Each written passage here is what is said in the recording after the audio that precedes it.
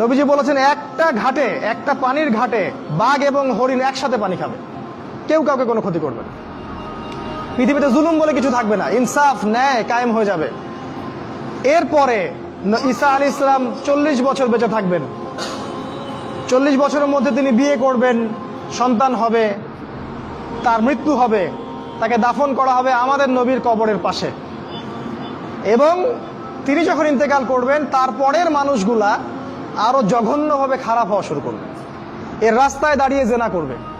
আর এই মানুষগুলোর উপরে হঠাৎ একদিন সকালবেলা সূর্য পশ্চিম দিক থেকে উঠে যাবে এবং একটা লোকমা মুখে তোলার জন্য মানুষ মুখে নিবে, মুখে তুলতে পারবে না, তার আগে কিয়ামত হয়ে যাবে। পানি খাওয়ার গ্লাস উঠাবে, পানি পান করার আগেই কিয়ামত হয়ে যাবে। দুজন ব্যবসায়ী কাপড় এক্সচেঞ্জ করবে, একজন বিক্রি করবে, একজন দেখবে, এই দেখতে দেখতেই কিয়ামত হয়ে যাবে। একদম মুহূর্তের মধ্যে একদিন কিয়ামত হয়ে যাবে ওই মানুষগুলোর সামনে। এগুলো সামনে হতে যাচ্ছে, আমাদের হাতে বেশি সময় নাই। কথাগুলো বলার এই কারণ হচ্ছে সময় কম। তো এখন এই অবস্থায় একজন মুসলিম হিসেবে আপনার করণীয় কি? আমি কয়েকটা পয়েন্ট আপনাকে বলতে পারি 5 মিনিটের মধ্যে। এই কয়েকটা পয়েন্ট যদি আপনি একটু মেনে চলেন, ইনশাআল্লাহ আপনিও শেষ জামানায় সফল হবেন ইনশাআল্লাহ। যদিও বা এই জামানায় সফল হওয়া খুব কঠিন, খুবই কঠিন। নবীজি বলেছেন ঈমান ধরে রাখা এত কঠিন হবে যেমন হাতে আগুন ধরে রাখা কঠিন হয়। হাতে আগুন ধরে রাখা কি কঠিন?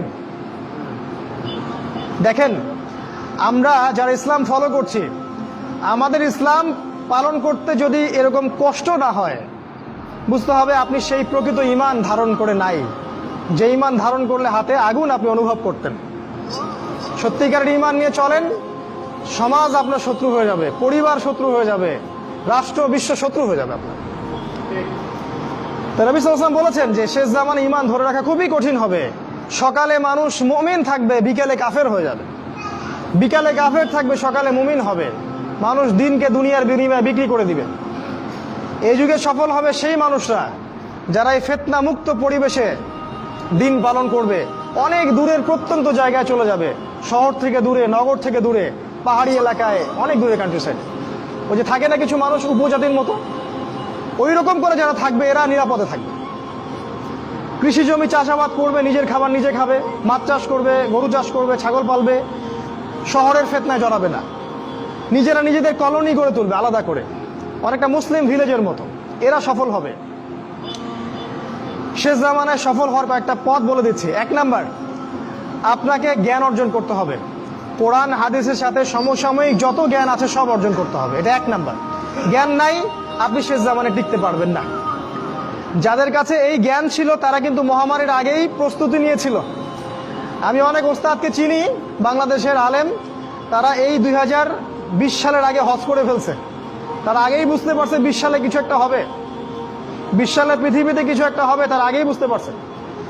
কারণ শেষ জামানার পড়াশোনা করেছেন তারা, কার পর কি হতে যাচ্ছে এটা তারা বুঝতে পারছেন, অনুমান করতে পারছেন।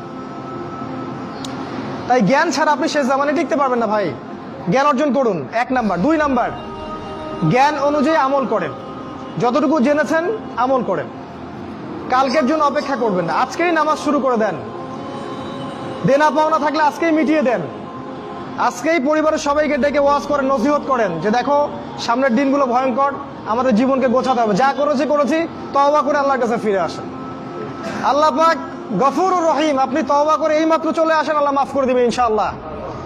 আপনাকে আল্লাহ পাক পরীক্ষা করবেন, আপনি সত্যিকার তওবা করেছেন কিনা। আপনাকে প্রমাণ করতে হবে নামাজের মাধ্যমে, জ্ঞান অর্জনের মাধ্যমে, ভালো কাজের মাধ্যমে, সদকা করার মাধ্যমে। সৎ কাজের আদেশ করবেন, অসৎ কাজে নিষেধ করবেন। আপনি ইসলাম পরিপূর্ণরূপে পালন করার চেষ্টা করেন।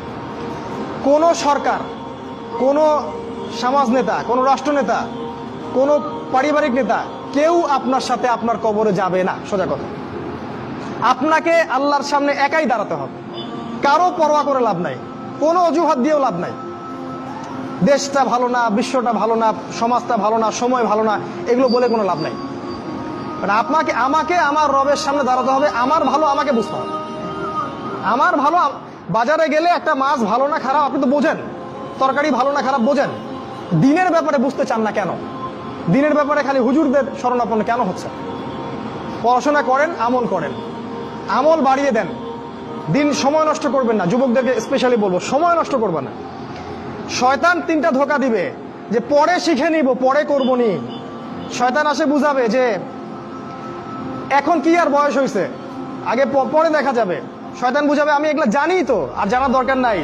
এগুলো শয়তান বোঝাবে আপনাকে। এই শয়তানের ধোঁকায় পড়বেন না। সময়কে মূল্যায়ন করেন, আমল করা শুরু করেন, আল্লাহর ওয়াস্তে তওবা করে আল্লাহর দিকে ফিরে আসেন। আল্লাহ পাক তৌফিক দান করুন, আল্লাহুম্মা আমিন।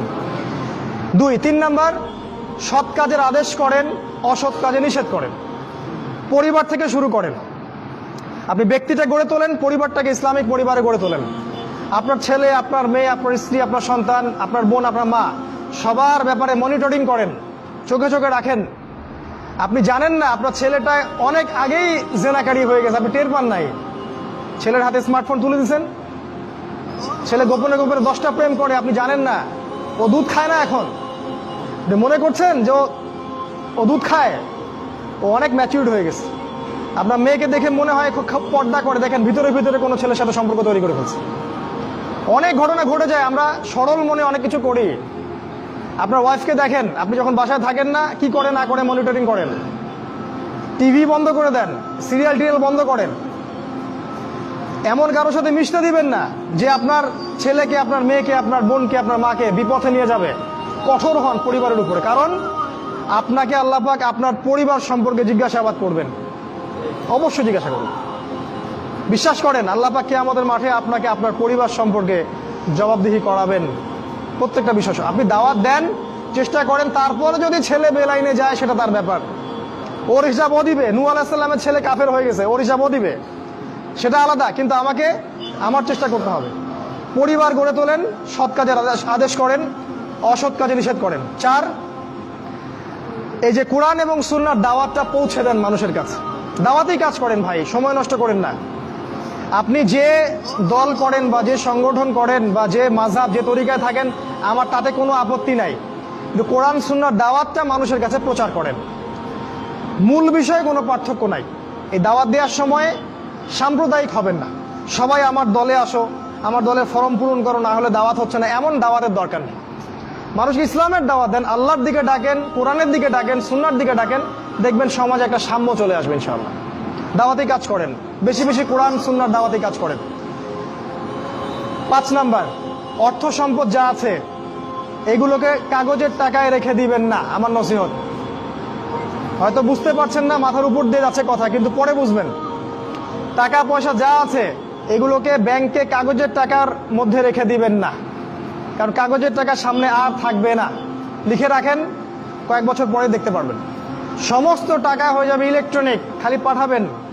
ইলেকট্রনিক মানে আপনি টাকা ধরতেও পারবেন না, পকেটে রাখতেও পারবেন না, খালি জানবেন আমার অ্যাকাউন্টে এত টাকা আছে।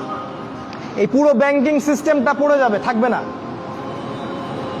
বিশ্বাস না হলে লিখে রাখতে পারেন, এই পুরো ব্যাংকিং সিস্টেম পড়ে যাবে, কাগজের টাকা থাকবে না। কি করবেন তাহলে? আপনি আপনার সম্পদটাকে সোনায় রূপান্তর করেন, কিছু সোনা করে রাখেন, জমায় রাখেন, রূপায় কনভার্ট করেন। এগুলোর দাম কখনো কমবে না। 100 বছর পরেও সোনার দামই থাকবে।